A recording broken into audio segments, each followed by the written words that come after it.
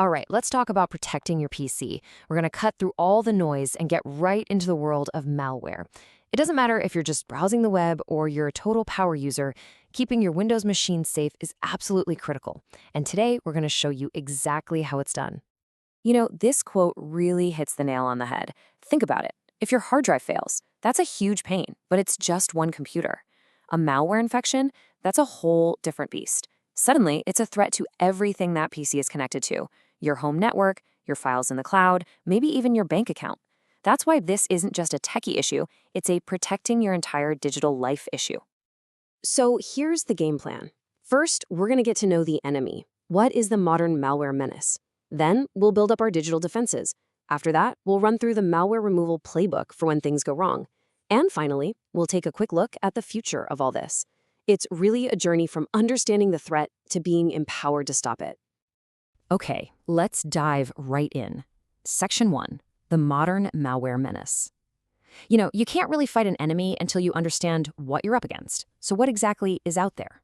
The big word you hear all the time is malware. And really, it's just a simple mashup of malicious and software. It's the catch-all, the umbrella term for any piece of code that's been specifically designed to cause trouble for your computer or your network. Think of it as the family name for all the digital bad guys. And under that family name, you've got all these different characters. You've got your classic viruses and worms, which are all about just replicating and spreading as far as they can.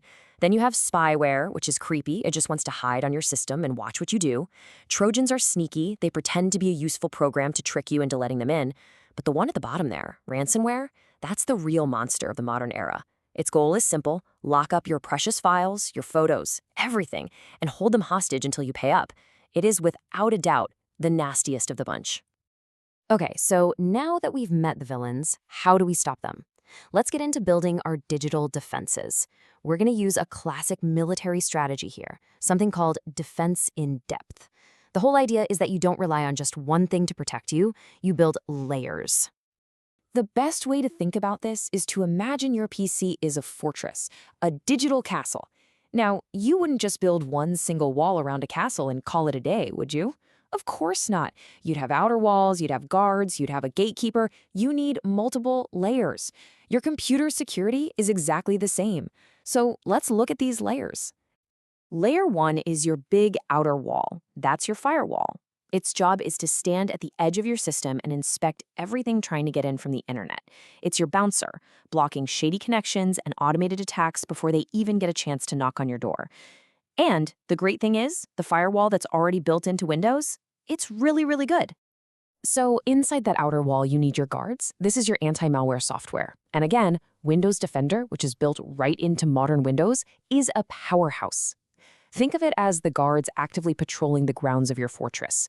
They're scanning new files, checking your email, and looking for anything suspicious. And because it's connected to the cloud, it's getting real-time intelligence on the latest threats from around the world instantly.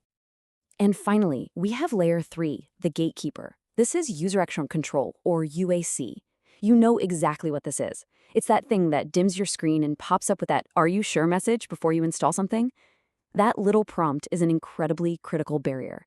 It stops malware from making big, system-wide changes without you giving it explicit, final permission. Whatever you do, do not turn this feature off. Seriously. So, you've got your fortress. You have walls, you have guards, you have a gatekeeper. It's a pretty strong setup. But what if something somehow still manages to get through? What's the emergency plan? Well, that brings us to our next section, the malware removal playbook. If you suspect you've been infected, the first rule is don't panic. There is a clear, step-by-step action plan you can follow. Okay, this is your 4-step emergency procedure. Step 1, and this is the most important: isolate. Pull the network cable. Turn off the Wi-Fi. Cut it off from the rest of the world so it can't spread. Step 2, identify. You need to find the bad guy, the suspicious program that's running, and suspend it. Step 3, disable. You use a tool to stop it from automatically starting up every time you reboot, and then you restart to test that it's actually gone. And finally, step 4, remove. Once you know it's deactivated, you can go in and delete the malicious files for good. Now, the tools I mentioned for that playbook, things like Process Explorer and auto runs, they're part of a free suite of tools from Microsoft called sysinternals. They're basically like Task Manager on steroids. They let you lift the hood on your PC and see absolutely everything that's running, which makes them incredible tools for hunting down malware. So, we've built our fortress, we have our emergency playbook, but this whole game is constantly changing. And that brings us to our final section, looking at the future and why staying vigilant is more important today than it has ever been before. Just look at this number. Over $30 million. That's how much money a single piece of ransomware called CryptoLocker squeezed out of its victims in its first 3 months alone. This is the key takeaway. Malware isn't about bored kids looking for bragging rights anymore. It is a massive, global, and highly profitable criminal industry. The motive has shifted from fame to pure fortune, and that makes the whole game infinitely more dangerous. And that brings us to this final thought. When you have criminals and even nations who have the power to disrupt markets, shut down power grids, or cripple communications, well, you realize the next major conflict is going to be fought online. Securing your own computer is no longer just about protecting your vacation photos. It's a small but really vital part of a much larger, ongoing digital battle. In a very real way, your personal security is now a part of national security.